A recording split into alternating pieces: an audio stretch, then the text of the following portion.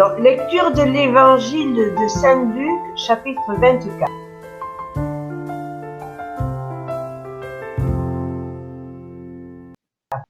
Le même jour, 2 disciples faisaient route vers un village appelé Emmaüs, à 2 heures de marche de Jérusalem. Et ils parlaient entre eux de tout ce qui s'était passé. Or, tandis qu'ils s'entretenaient et s'interrogeaient, Jésus lui-même s'approcha, et il marchait avec eux. Mais leurs yeux étaient empêchés de le reconnaître. Il me plaît de remarquer d'abord, c'est que ce récit veut nous montrer la première action de Jésus ressuscité. Il se trouve dans l'évangile de Luc, et quand on regarde le chapitre d'où il est tiré, on constate que jusqu'ici, Jésus ressuscité n'a rien fait. Et alors, en quoi consiste sa première action? En ceci, il s'approche de ces 2 hommes qui s'en allaient. Il marchait derrière eux, il a marché plus vite, il s'est approché d'eux. Voilà, la première action de Jésus ressuscité, sans doute caractéristique de lui, c'est qu'il est quelqu'un qui se fait proche, dont le métier, dirais-je, c'est de se faire proche des hommes et de marcher avec eux. Or,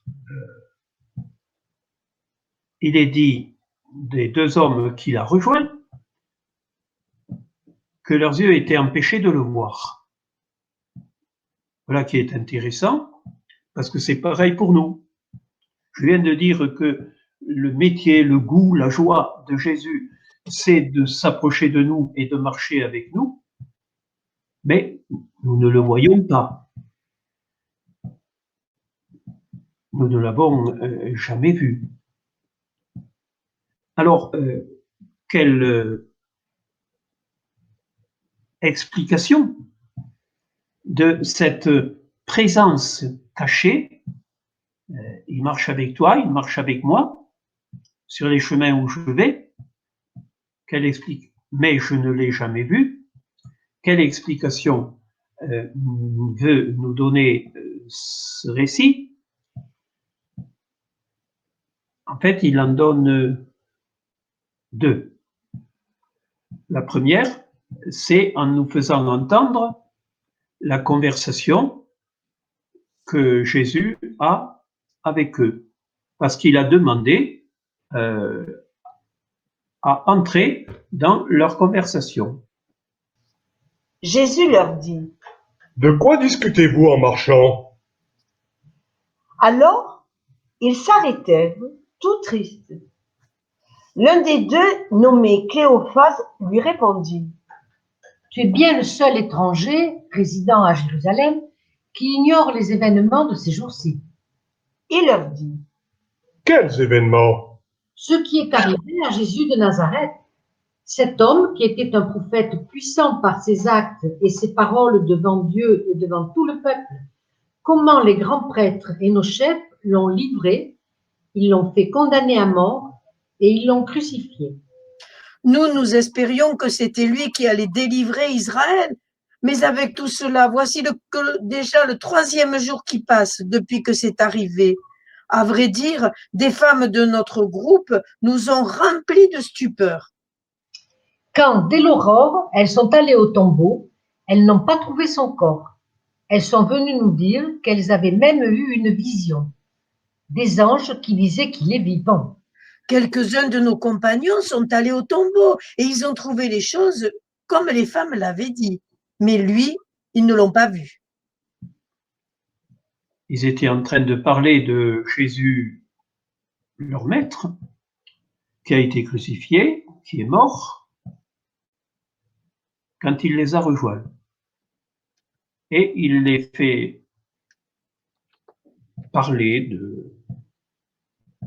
de lui. De quoi parliez-vous? De lui disent,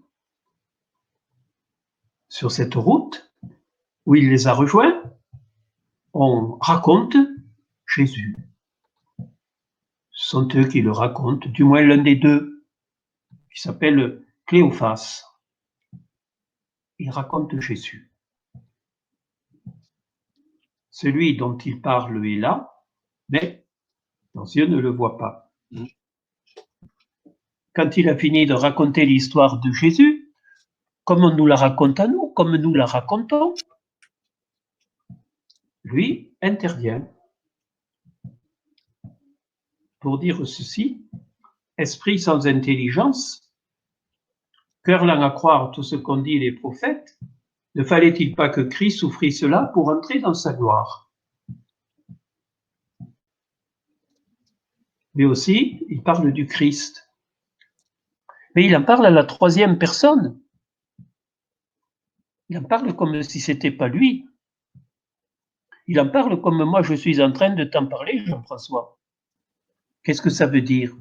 Mais ça veut dire que si la première action de Jésus ressuscité, ça a été de s'approcher de ces deux et de nous, sa deuxième action, c'est de se mettre dans le rôle de ceux qui parlent de lui. Parce que sur cette route, il est un homme, un de plus, qui parle de Jésus. Ne fallait-il pas que Christ souffrit cela pour entrer dans sa gloire? Ça, excuse-moi là, mais je trouve que c'est assez formidable. Moi, ça me touche beaucoup la manière dont tu présentes ça, parce qu'on ne l'entend jamais, ça. Que Jésus, non seulement il nous rejoint, mais au fond, il nous parle de lui comme s'il était l'un de nous. Comme s'il était l'un de nous. Si on peut dire que, comme chrétiens, nous sommes des parleurs de Jésus, eh bien, lui, sur la route d'Emmaüs, il a inauguré ce travail-là. C'est intéressant, ça. Hein? Il l'a fait le premier. Et il a réussi ce travail, puisqu'ils diront tout à l'heure que leur cœur brûlait quand il leur parlait.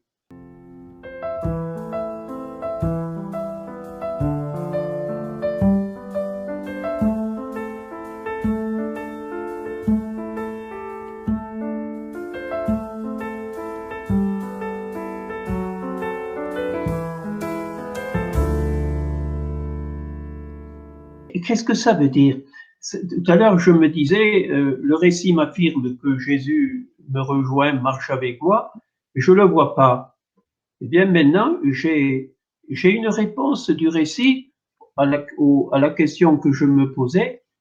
Il me dit, non, tu ne le vois pas, mais quand tu lis sa parchemin, nous ouvrant les Écritures, pourquoi ils brûlaient leur cœur? L'évangéliste a écrit là un mot qui a tout un passé, c'est le mot du buisson ardent. Cette vieille page de la Bible qui dit que Dieu se rendit présent à Moïse dans la flamme d'un buisson qui brûlait sans faire de cendre. Eh bien, à Emmaüs, c'était un peu pareil. Leur cœur brûlait parce que Jésus ressuscité était venu dans leur cœur par le moyen de sa parole, sous le signe de sa parole. C'est pourquoi leur cœur qui était de cendre était devenu un cœur tout en feu. La première bonne nouvelle de Jésus-Christ, c'est que d'Emmaüs, c'est que Jésus ressuscité se met en parole pour venir nous habiter, parce que c'est par le moyen de la parole que je peux porter quelqu'un en moi.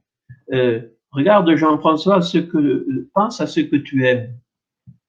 Pense à eux. Les défilés dans ta tête ou dans ton cœur. Ben, comment ils y sont? Ben, ils y sont parce que tu te les dis, tu t'en parles. Et il n'y a pas de pensée en nous que d'une manière ou de l'autre, même sans formuler des mots, nous ne nous la disions. On est comme ça, les hommes.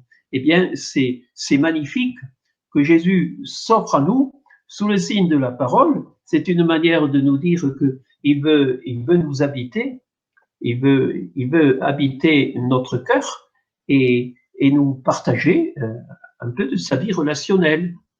Quand tu dis ça, Louis, ça me fait penser évidemment au prologue de Jean. Le Verbe s'est fait chair et il est venu habiter parmi nous. Et ce que tu dis, quand tu dis qu'il est venu par sa parole, il veut par sa parole habiter nos cœurs, c'est tout à fait ça. Il est venu habiter parmi nous et les disciples d'Emmaüs, finalement, dans ce que tu dis, ça nous parle de ça.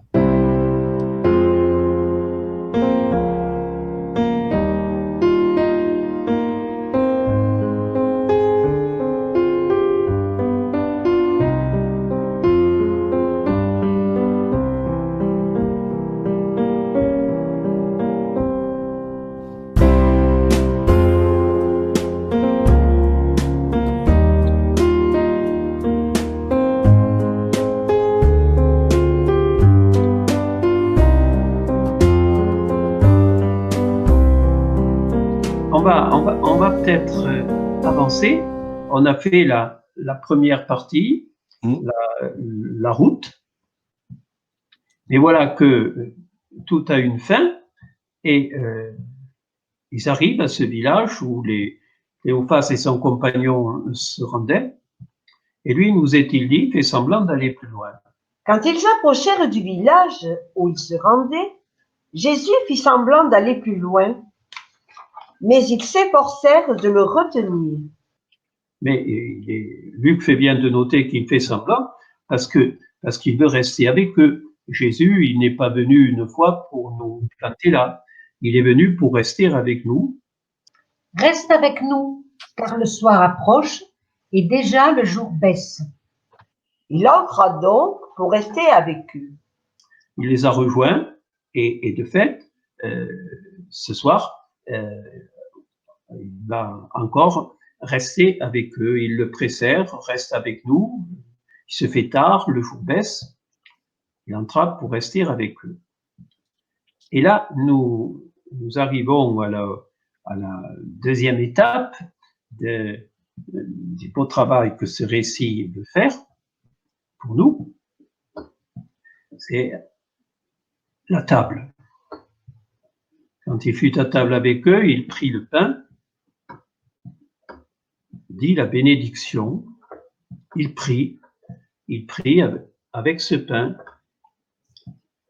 il parle à son Père, à Dieu, avec ce pain, avant de le leur donner. Quand il fut à table avec eux, ayant pris le pain, il prononça la bénédiction, et l'ayant rompu, il le leur donna. Pourquoi il prie sur ce pain et qu'est-ce qu'il dit à son Père? Eh bien, le récit me permet de répondre. Il dit à son Père qu'il veut bien rester chez les hommes sous le signe du pain.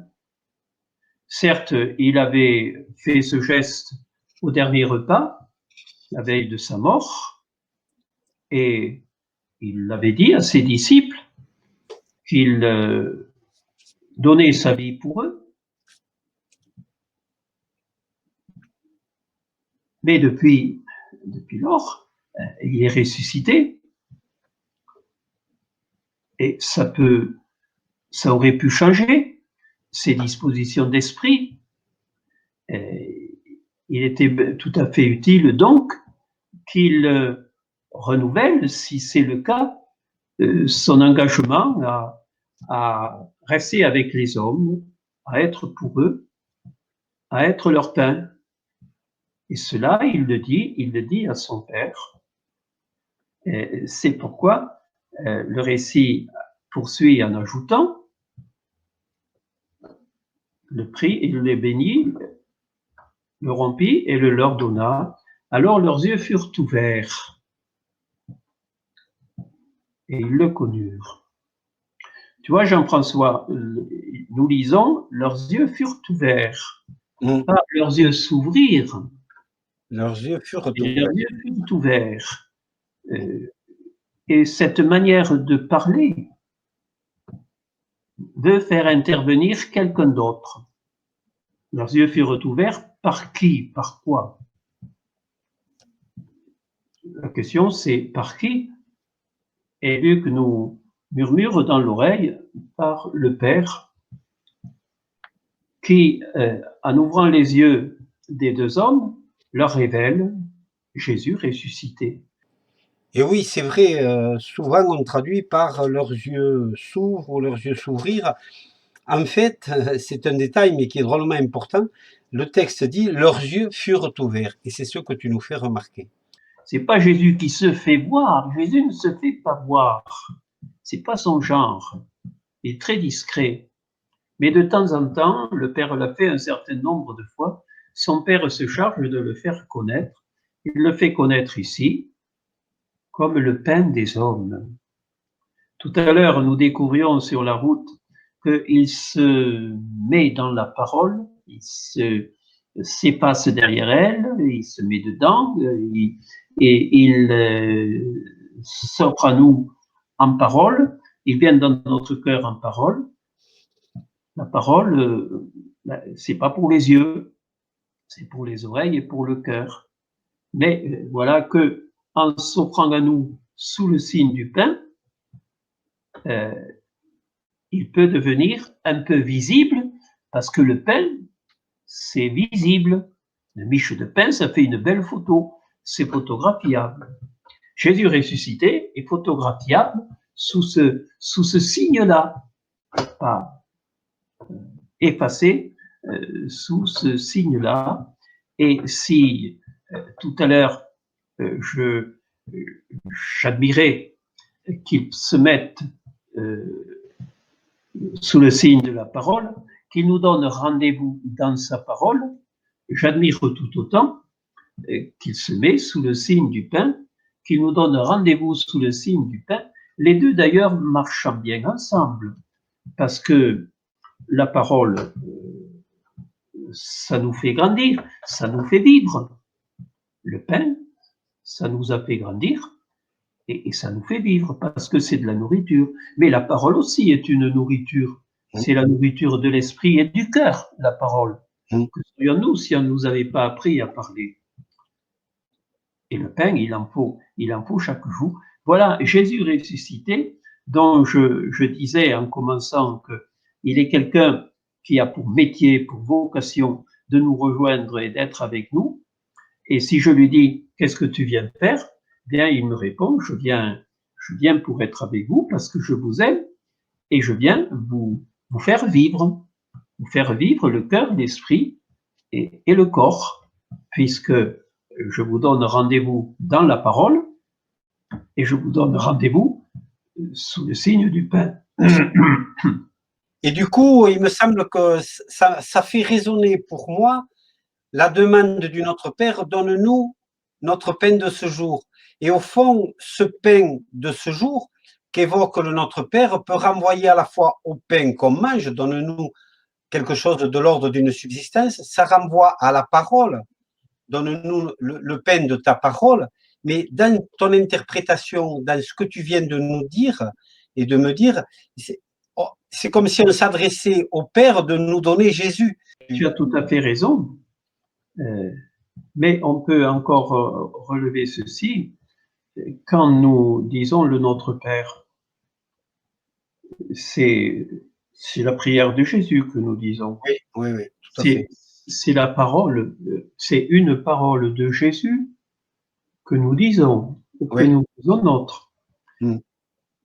Mais nous venons de laisser le récit d'Emmaüs nous dire que Jésus nous rejoint par sa parole.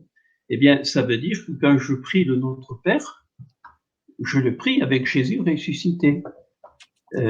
C'est le Notre Père sur mes lèvres ou dans mon cœur. Il est un signe de présence de Jésus ressuscité qui s'offre à moi sous le signe de la parole pour m'amener au Père, qui se fait mon frère pour m'amener au Père, et qui me fait demander au Père de continuer à me donner Jésus. Ah oui, oui, oui, c'est ça. Oui. Mais c'est bien comme ça que la manière que tu as eu de parler de ce passage, là, autour du pain, c'est bien ce que ça a fait vibrer chez moi à ce moment-là.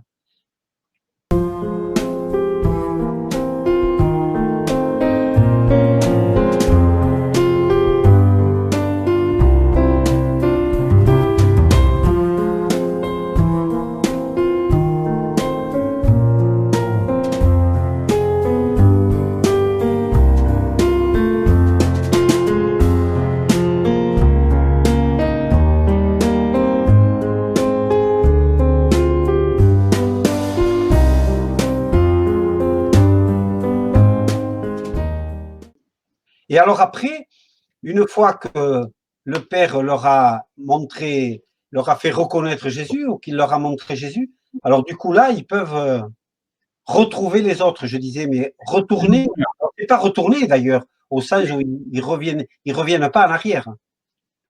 Sur l'heure, ils retournèrent à Jérusalem et ils trouvèrent réunis les 11 Oui. qui leur dirent, véritablement, le Seigneur est ressuscité. Il s'est fait voir à Simon. Voilà, ils ont retrouvé le groupe. Et ils ont commencé par écouter. C'est un groupe où il y a déjà la confiance que Jésus est ressuscité. Vraiment, le Seigneur est ressuscité. Il s'est fait voir à Simon. On leur dit. Et ayant reçu cette bonne nouvelle, eux, ils apportent la leur. Ils racontèrent ce qui s'était passé sur la route et comment ils l'avaient connu à la fraction du pain. Et Luc continue en disant, alors Jésus lui-même se tint au milieu d'eux. Tu vois, Jean-François, là, le récit illustre la vérité qui a été mise en scène sur la route d'Emmaüs. La route d'Emmaüs m'a fait te dire, Luc veut nous montrer que Jésus nous rejoint par le moyen de sa parole, il se cache dedans, nos yeux sont empêchés de le voir. Eh bien, pour dire autrement les choses, quand on parle de lui, il est là. Eh bien, voici que c'est ce qui se passe dans le grand groupe qu'ils ont rejoint. Ils étaient en train de parler de lui, ils étaient en train de se dire vraiment il est ressuscité, et les deux d'Emmaüs ont dit ce qu'ils ont appris. Eh bien, voilà, Jésus se tient au milieu d'eux. Il parlait de lui, il leur fait voir qu'il est là, avec ce mot sur ses lèvres, la paix soit avec vous. Il leur offre la paix, c'est-à-dire le bien-être relationnel, la plénitude de bien-être relationnel. Parce que la paix, c'est être bien avec soi-même d'abord, avec les autres, et aussi, et peut-être d'abord, avec Dieu. Voilà ce que Jésus ressuscité offre. Comment il s'offre. Il s'offre en parole, avec tout ce que ça représente, la parole pour nous, que serions-nous sans elle. Il s'offre en paix, c'est essentiel, mais il s'offre aussi en paix.